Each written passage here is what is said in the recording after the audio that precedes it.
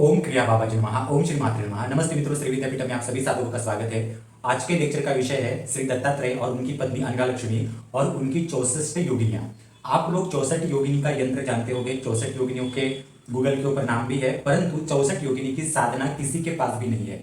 मतलब गूगल के ऊपर आप किसी के पास भी देखिए, कहीं पर भी 64 योगिनी की जो एक्चुअल साधना होनी चाहिए, जो तर्पण, अभिषेकम, यंत्र पूजन, उसके सहित एक प्रॉपर विधि होता है, वो अभी तक किसी के पास भी ऐसा विधि नहीं है।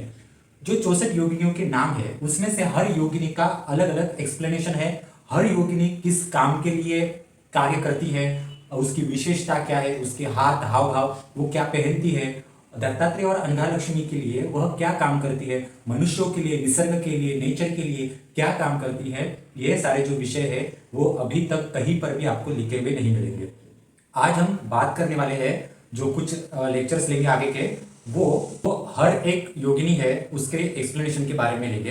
एक 5 से 10 योगिनियां ही हम लेंगे एक एक करके। आज पहली योगिनी दिव्य योगिनी है, उसके बारे में हम जानेंगे। ये दिव्य योगिनी दत्तात्रेय और अनघालक्ष्मी के लिए क्या काम करती है, मनुष्यों के लिए क्या काम करती है, उसकी विशेषता ये समझेंगे।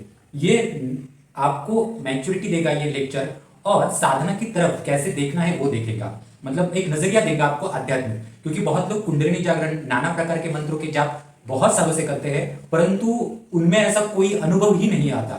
अगर आपने प्रॉपर दीक्षा और आपका प्रॉपर कुंडलिनी जागरण हो चुका है, तो आप ये जो एक्सप्लेनेशन है ये प्रॉपर उस शक्ति को बुलाकर उनसे ज्ञान प्राप्त कर सकते हैं।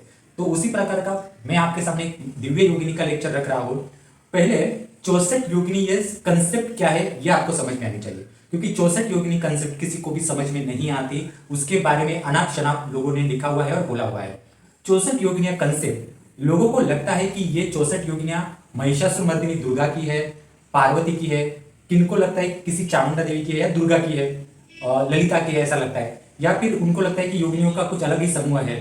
तो मित्रों, 64 योगिनियों का जो मंडल है, ये 64 योगिनियों का मंडल किसी भी पार्वती, सरस्वती, लक्ष्मी या ललिता के अंडर वगैरह किसी भी देवी देवता के अंडर नहीं आता। 64 या ये वो दुर्गा की भी कोई 64 योगिनियां नहीं है। 64 योगिनियां यह दत्तात्रेय और उनकी पत्नी अनघालक्ष्मी, इनकी एनर्जी है जो 64 शक्तियों में विभाजित हो चुकी है। और ये 64 शक्तियां है देवी के स्वरूप में, और दत्तात्रेय, अनघालक्ष्मी इन 64 शक्तियों के समेत पूरे जगत का कार्य, उनके ब्रह्मांड का कार्य, और भी अनेक ब्रह्मांड विश्व सृष्टि है, कौशल जगत में अलग अलग गुरुमंडल है, वो सब कार्य कारभार जो है वो इन्हीं योगिनियों के साथ देखते हैं। तो ये योगिनियां उनके अंडर आती है। तो ये आप दिमाग में थोड़ा सा ध्यान दीजिए, जो मैं आपको ये ज्ञान दे रहा हूं। लेक्चर को आगे शुरू करने से पहले हमारा यूट्यूब चैनल शेयर कीजिए, सब्सक्राइब कीजिए। और ये हमारा जो कोर्स है हमने निकाला था 64 योगिनियों का, ये कोर्स, और ये हमने प्रॉपर यंत्र पूजन सिखाया हुआ है। प्रॉपर यंत्र पूजन और ये 64 योगिनी का ये जो पूरा विधि है, ये पूरे इंडिया में कोई भी नहीं सिखाता। आप देखिए, कहीं पर भी ये नहीं सिखाया जाता। इसकी ना बुक है, ना किसको विधि मालूम है, किसी को भी जानकारी नहीं है। बस 64 योगिनी के लोग यंत्र बेचते हैं और उनके नाम सिर्फ देते हैं, पर प्रॉपर विधि किसी को पता नहीं। और अंदरूनी बातें जो है, जैसे मैं आपको बता रहा हूं, वो किसी को भी पता नहीं। जो आप साधना ले रहे हो, जो आप दीक्षा ले रहे हो, उसकी मालूमात सामने वाले व्यक्ति को प्रॉपर होनी भी आवश्यक होती है।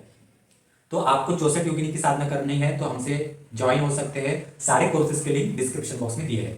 हमारे यहाँ एक नियम है, 64 योगिनी की साधना बहुत हायर लेवल पे आती है, इसलिए हमारे यहाँ प्रथम सिद्ध कुंजी का साधना करनी पड़ती है, जो कुल देवी के लिए है।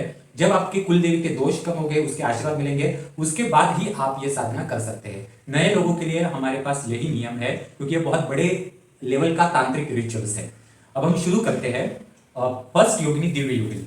64 योगिनी का हमारा ये जो बुक है, ग्रंथ है, इसमें से पहली योगिनी का हम नाम लेते हैं, जिसका नाम है दिव्य योगिनी। दिव्य योगिनी के बाद महायोगिनी, सिद्ध योगिनी, गणेश्वरी, प्रेताक्षी, डाकिनी, काली, कालरात्रि, निशाचरी, ओंकारी, रुद्रवैताली, करपरी, भूतयामिनी, उर्वकेशी, तिरुपाक्षी, शिष्टांगी, मांसभोजनी, फेतकारी, विरूपभद्राक्षी, वीरभद्राक्षी, धूम्राक्षी, ऐसे काफी सारी योगिनियां आते हैं।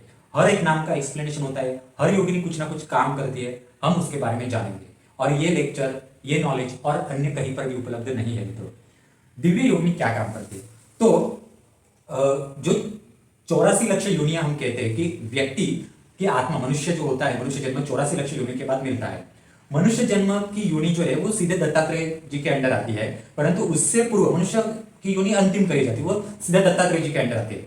परंतु उससे पूर्व जो 84 लक्ष्य योनियां है, उसमें से काफी जो भाग है तो वो अलग अलग शक्तियों के अंडर आते हैं। तो 84 लक्ष्य योनियों में से पशु पक्षी से संबंधित जो पशु उड़ता है पर वो बहुत लंबी उड़ान नहीं उड़ सकता, जैसे मुर्गा होता है वो उड़ता है, एक नॉर्मली उड़ता है, या मोर है वो उड़ता है परंतु गरुड़ की तरह नहीं उड़ सकता, कौवे की तरह नहीं उड़ सकता, ऐसे पक्षियों की तरह नहीं उड़ सकता। एक जगह से 2 फीट तक छलांग मार सकते हैं, वो पशु में भी आ सकते हैं हम कह सकते हैं, और पक्षियों में भी आ सकते हैं। ऐसे एक सिमिलर जो योनियां होती है उनमें जो जन्म लेने वाली आत्मा होती है या वो योनि होती है उनके ऊपर अधिकार दिव्य योगिनी का होता है। एक एक्सप्लेनेशन हो गया। दूसरा एक्सप्लेनेशन ऐसा है, यह दिव्य योगिनी संतान सुख देती है। संतान सुख मतलब क्या है कि मनुष्य के जीवन में प्रथम सुख कौन सा है, तो आपको लगेगा मनुष्य का प्रथम सुख अन्न है, कपड़े है या श्वास है, तो नहीं मित्रों। आध्यात्मिक शास्त्र अथवा जो गुप्त चीजें, गुप्त ज्ञान है, उनके अनुसार मनुष्य के जीवन में पहला सुख जो होता है वो संतान सुख होता है। तो आप बोलेंगे ऐसा क्यों गुरुजी? तो मित्रों अन्न, वस्त्र, कुटुंब या जमीन जायदाद, ये सारी चीजें जो है इसका मालिक कोई और होता है, उसको कोई और उगाता है, कोई और बनाता है और उसके बाद में हम मालिक बनते हैं। तो हम उसके डायरेक्टली मालिक नहीं है सीधे सीधे।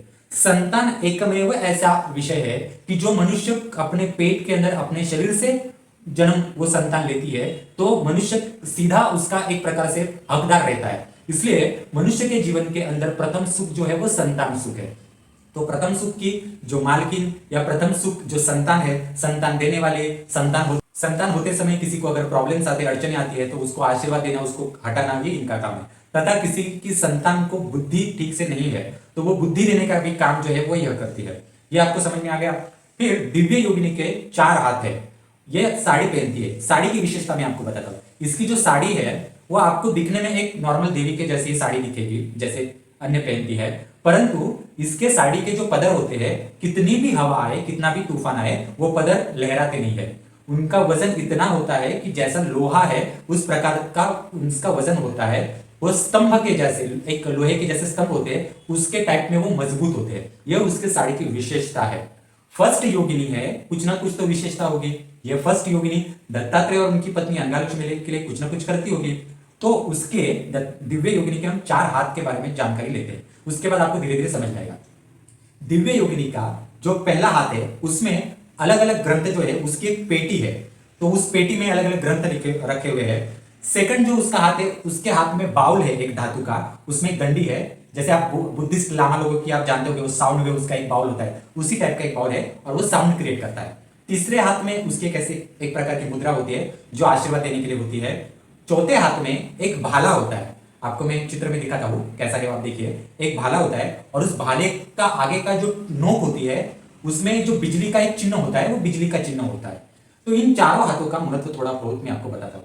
फर्स्ट जो ग्रंथ है, एक हाथ में उसके ग्रंथ, पिटारे में अलग अलग ग्रंथ है, वो क्या दर्शाते हैं? तो उस ग्रंथों में दत्तात्रेय जी के जितने भी ब्रह्मांड अंडर आते हैं उन ब्रह्मांडों में जो ऊपरी लेवल के उनके यहाँ तक जो पहुंचे हुए भक्त है और वो भक्त बाद में गुरु बन गए और आगे बढ़ गए, उन भक्तों की कहानी, उन्होंने किस प्रकार से दत्तात्रेय की तपस्या की, उनके जीवन का चरित्र, उनकी मालूमात काफी सारी, उनको बाद में दत्तात्रेय ने कैसे मार्गदर्शन किया, वो कैसे आगे बढ़े, हर भक्त की कथा उसमें लिखी हुई है। और दत्तात्रेय के बुद्धि में, दत्तात्रेय का जो दिमाग है या दत्तात्रेय का जो जगत है, उनके कार्य जगत में उनकी जो स्मृति है, उनके स्मृति के अलग अलग भाग है। दत्तात्रेय के कमंडलू का तत्व की स्मृति अलग, दत्तात्रेय के 4 वेदों की स्मृति अलग, दत्तात्रेय के अस्त्र शस्त्र है उनकी स्मृति अलग, मतलब वो ज्ञान, उनकी जानकारी।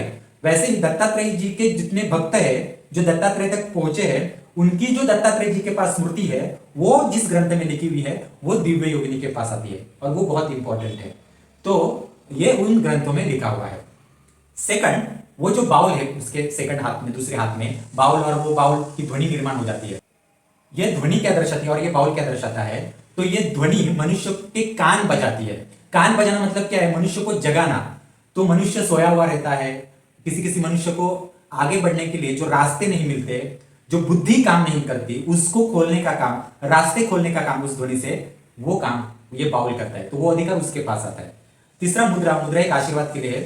चौथा जो है वो एक दंडी है भाले जैसी और बिजली का एक चिन्ह है उसके ऊपर। ये बिजली के चिन्ह वाला जो डंडा है ये वह दर्शाता है कि मनुष्य के बुद्धि के ऊपर अलग अलग प्रकार की निगेटिविटी होती है मनुष्य के ऊपर, तो उसको हटाने के लिए बहुत तीव्र, मतलब बुद्धि के ऊपर बहुत तीव्र अगर निगेटिविटी है और उसके रास्ते नहीं खोल रहे हैं तो बिजली का वो झटका है उसके पास कि जिससे उस मनुष्य के या जो भी वो शक्ति है उसके रास्ते खुल सकते हैं, तो वो दिखाने के लिए कि उसके पास बिजली जैसी ताकत है, ये दिखाती है।